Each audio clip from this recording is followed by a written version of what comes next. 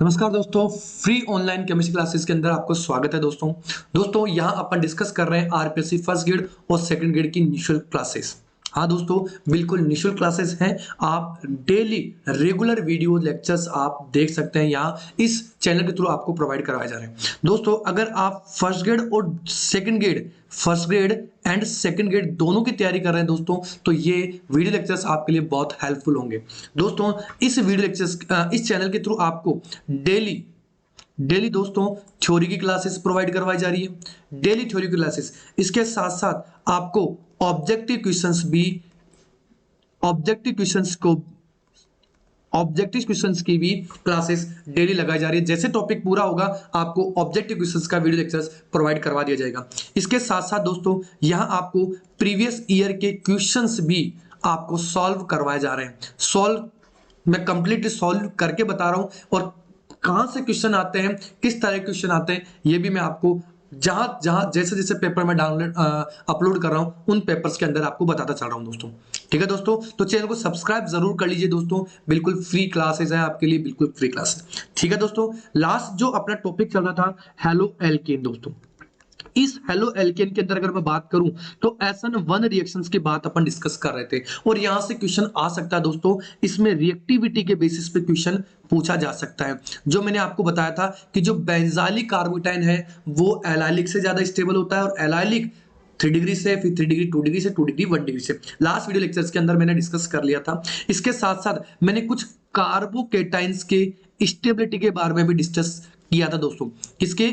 Carbocation की stability के बारे में डिस्कस कर लिया था। इस SN1 की रिएक्टिविटी भले वो लिविंग ग्रुप हैलोजन के बेसिस पर हो या भले ही कार्बोकेटाइन की स्टेबिलिटी के बेसिस पर हो, ये दोनों टॉपिक मैंने डिस्कस कर लिए थे दोस्तों। इसके अलावा मैं आपको बता दूं दोस्तों कि जो SN1 रिएक्शन होती है वो 2 स्टेप्स में होती है, यानी 2 पदों में होती है दोस्तों संपन्न। 2 पदों में क्या?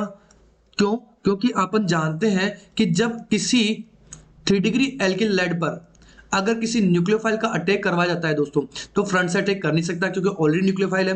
बैक साइड से अटैक कर नहीं सकता क्योंकि यहां 3 बल्कि मिथाइल ग्रुप प्रेजेंट है। इसका मतलब ये हुआ कि जब तक ये X बाहर नहीं निकलेगा तब तक ये रिएक्शन होगी नहीं, और जब X बाहर निकल जाएगा तो जैसे ही X बाहर निकलेगा कार्बोकेटाइन बनेगा दोस्तों, और वो कार्बोकेटाइन रीअरेंजमेंट भी शो कर सकता है। क्या कर सकता है दोस्तों? रीअरेंजमेंट। कहने का मतलब ये हुआ कि अगर कोई 2 डिग्री कार्बोटाइन बन रहा है और उसमें 3 डिग्री कार्बन है, तो रीअरेंज करके वो 2 डिग्री से 3 डिग्री कार्बोटाइन में शिफ्ट हो सकता है। ये ध्यान रखना, 3 डिग्री कार्बोटाइन बेंजाइलिक कार्बोटाइन में शिफ्ट हो सकता है। तो ये चीज ध्यान रखनी है कि ड्यूरिंग SN1 रिएक्शन के अंदर जब कार्बोटाइन का फॉर्मेशन होता है तो मोर लेस स्टेबल से मोर स्टेबल कार्बोटाइन की ओर मूव कर सकता है। इसके बाद में जो सेकंड स्टेप थी उसमें मैंने आपको बताया था कि फास्ट न्यूक्लियोफाइल फ्रंट साइड से अटैक करेगा और तुरंत प्रोडक्ट का फॉर्मेशन करेगा। अब यहां एक और चीज ध्यान रखना कि जो पहली स्टेप थी इसमें कार्बोकेटाइन बन रहा था दोस्तों, कार्बोकेटाइन बन रहा था, वो कार्बोकेटाइन एक स्लो स्टेप में बन रहा था, और वो जो स्लो स्टेप थी वही रेट डिटरमाइन स्टेप थी दोस्तों। यानी जो रिएक्शन हो रही थी, जो अभिक्रिया हो रही थी, वो इस कार्बोकेटाइन के फॉर्मेशन पे डिपेंड कर रही थी। इसका मतलब ये हुआ कि जब तक कार्बोकेटाइन बनता नहीं तब तक SN1 रिएक्शन भी पॉसिबल नहीं होती। क्लियर है दोस्तों? तो ये कुछ टॉपिक्स थे जो मैंने लास्ट वीडियो लेक्चर के अंदर डिस्कस कर लिए थे। आगे चलते हैं दोस्तों। आगे मैं इसी टॉपिक को कुछ ग्राफ्स से रिप्रेजेंट कर सकता हूं दोस्तों। आप देखिए समझिएगा, यहां मैंने ये 3 डिग्री एल्किल हैलाइड ले लिया, यानी यहां मैं ले रहा हूं दोस्तों ये टर्सरी ब्यूटाइल क्लोराइड ले रहा हूं। कौन सा? टर्सरी ब्यूटाइल क्लोराइड ले रहा हूं, और यहां मैं बता रहा हूं ये, अच्छा ये पोटेंशियल एनर्जी है, ये रिएक्शन कोऑर्डिनेशन है। ठीक है दोस्तों, अब देखिए यहां पोटेंशियल एनर्जी ये वाली, इस एनर्जी पर एक एल्किल हैलाइड में से यानी टर्सरी ब्यूटाइल क्लोराइड में से ये क्लोराइड जो कि पार्शियली रिमूव हो रहा है दोस्तों, यानी बॉन्ड कार्बन और क्लोरीन का बॉन्ड यहां पार्शियली ब्रेक हो रहा है। ये फर्स्ट ट्रांजिशन स्टेट होती है यहां पर। ठीक है, फिर क्या होगा? जैसे ही ये X यानी Cl बाहर निकलेगा एक मोर स्टेबल कार्बोकेटाइन बनेगा जिसकी पोटेंशियल एनर्जी इस ट्रांजिशन स्टेट से क्या होती है? कम होती है। अब क्या होगा? इसके बाद में जब इस पे न्यूक्लियोफाइल अटैक करेगा तो सेकेंड ट्रांजिशन स्टेट बनेगी, और इस ट्रांजिशन स्टेट के अंदर एक न्यूक्लियोफाइल इस 3 डिग्री कार्बोकेटाइन से बाइंड होता हुआ जुड़ता हुआ दिखाई देगा दोस्तों। इस तरह से, ठीक है दोस्तों। और जब लास्ट स्टेप होगी तो ये एक 3 डिग्री एल्कोहल के अंदर कन्वर्ट हो जाएगा, यानी ये न्यूक्लियोफाइल अब इस 3 डिग्री कार्बोकेटाइन से बाइंड हो चुका है, जुड़ चुका है। तो कुछ इस तरह से 2 स्टेप्स में ये रिएक्शंस पूरी होती है, जिसमें पहले स्टेप में ट्रांजिशन स्टेट का फॉर्मेशन और कार्बोकेटाइन का फॉर्मेशन होता है। और ये कार्बोकेटाइन, ध्यान रखना दोस्तों, यहां से क्वेश्चन पूछा जा सकता है कि ये कार्बोकेटाइन sp2 हाइब्रिडाइज स्टेट में होता है। कौन सी? sp2 हाइब्रिडाइज स्टेट में होता है। ये इंपॉर्टेंट क्वेश्चन आपके लिए आरपीएससी फर्स्ट ग्रेड और सेकंड ग्रेड में पूछा जा सकता है, ठीक है दोस्तों। एक तो ध्यान रखना दोस्तों, इसके ये जो पहली स्टेप से होती है वो आरडीएस और स्लो होती है। दूसरा, कार्बोकेटाइन का फॉर्मेशन होता है। तीसरा, यहाँ जो कार्बोकेटाइन बनता है वो कौन सी हाइब्रिडाइज स्टेट में होता है? sp2 संकरण अवस्था में या sp2 हाइब्रिडाइज स्टेट में पाया जाता है। क्लियर है दोस्तों? तो ये थे अपने पास कुछ SN1 के क्वेश्चंस जो आपके एग्जाम्स के लिए, भले आप आरपीएससी फर्स्ट ग्रेड की कर रहे हो या सेकंड ग्रेड की कर रहे हो, दोनों के लिए इंपॉर्टेंट है। चलिए आगे चलते हैं दोस्तों। आज अपन डिस्कस करते हैं नेक्स्ट इसी के अंदर SN2 रिएक्शन, जिसमें इसको कहा जाता है द्विमोलिक्यूलर या द्विअणुक नाभिक स्नेही प्रतिस्थापन अभिक्रिया या बाइमोलिक्यूलर न्यूक्लियोफिलिक सब्स्टिट्यूशन रिएक्शन। अब देखिए दोस्तों, इसमें बाइमोलिक्यूलर की बात कर रहे हैं, इसका मतलब ये हुआ कि जो रेट ऑफ रिएक्शन है वो एल्किल हैलाइड के साथ साथ जो बेस है उस पे भी डिपेंड करेगी, दोनों मॉलिक्यूल पे डिपेंड करेगी। चलिए देखते हैं कैसे बात करते हैं। एक तो ध्यान रखना दोस्तों, इसके अंदर ये सिंगल स्टेप रिएक्शन होती है दोस्तों। क्या कह रहा हूं? सिंगल स्टेप रिएक्शन होती है, यानी एक ही पद में संपन्न होने वाली रिएक्शन। दूसरी दोस्तों, इसी के अंदर बैक साइड अटैक, यानी बैक साइड अटैक का मतलब क्या है दोस्तों? जो न्यूक्लियोफाइल नाभिक स्नेही दोस्तों, वो नाभिक स्नेही पीछे से अटैक करता है, इसमें पीछे से अटैक करता है। कैसे करेगा वो मैं अभी डिस्कस करूंगा दोस्तों, ठीक है। तीसरी बात, यहां ट्रांजिशन स्टेट का फॉर्मेशन होता है जो कि बहुत ही कम स्टेबल होती है, यानी जो कि अनस्टेबल होती है, हाईली अनस्टेबल होती है, और इसकी पोटेंशियल एनर्जी भी बहुत ज्यादा होती है, ठीक है दोस्तों। तो ये 3 पॉइंट याद रखना। और चौथा पॉइंट है कि जो अभिक्रिया की जो रेट होती है, रेट ऑफ रिएक्शन होती है, वो एल्किल हैलाइड पे भी निर्भर करती है दोस्तों, और जो इसमें जो बेस लेते हैं, जो क्षार अपन लेते हैं, उस पे भी ये निर्भर करती है, यानी दोनों पर निर्भर कर रही है। इसीलिए ये बाइमोलिक्यूलर रिएक्शन थी दोस्तों। क्यों? क्योंकि दोनों पर रेट ऑफ अभिक्रिया यानी रेट ऑफ रिएक्शन डिपेंड कर रही थी। इसका मतलब ये जो सेकंड ऑर्डर रिएक्शन है, SN1 रिएक्शन है, वो एक द्विअणुक यानी सेकंड ऑर्डर रिएक्शन होती है दोस्तों। ये कुछ पॉइंट्स थे SN2 रिएक्शन के अंदर। अब देखिए दोस्तों, मैं 1 बाय 1 SN2 रिएक्शन के बारे में एक्सप्लेन करता हूं। ये मैंने कोई एल्किल हैलाइड ले लिया और यहां मैंने बेस लिया, ये बेस इस कार्ब पे अटैक करेगा और इस X को क्या कर देगा? सब्स्टिट्यूट कर देगा, और कुछ इस तरह से ये अल्कोहल बना लेगा, ठीक है दोस्तों। अब देखिए इसकी मैकेनिज्म की बात करें दोस्तों, तो कुछ इस तरह से मैं इसको अरेंज कर लेता हूं दोस्तों। यहाँ H लगा दिया, ये CH3 और ये X और ये न्यूक्लियोफाइल। अब ये न्यूक्लियोफाइल इजीली बैक साइड से अटैक कर सकता है, क्योंकि फ्रंट साइड से अटैक करेगा नहीं, क्योंकि ऑलरेडी X प्रेजेंट है, ठीक है दोस्तों। तो यहां होगा क्या कि ये X निकल रहा होगा दोस्तों, इसमें से यहाँ H है, यहाँ CH3 है, और ये X माइनस यहाँ बाहर निकल रहा है दोस्तों, और यहाँ ये OH अटैक कर रहा है इस तरह से। तो यहाँ एक पेंटावेलेंट ट्रांजिशन स्टेट का फॉर्मेशन होता है, जो कि बहुत ही कम स्थायी होती है, यानी ये अनस्टेबल अस्थायी होती है। तो तुरंत इसमें क्या होगा दोस्तों? ये X बाहर निकल जाएगा, ये X बाहर निकल जाएगा, और ये कुछ इस तरह से ये अल्कोहल बना लेगा। अब ध्यान रखने की बात ये है दोस्तों, यहाँ 5 स्टेप लिख सकती हूँ कि इसमें देखो 100% इन्वर्जन होता है।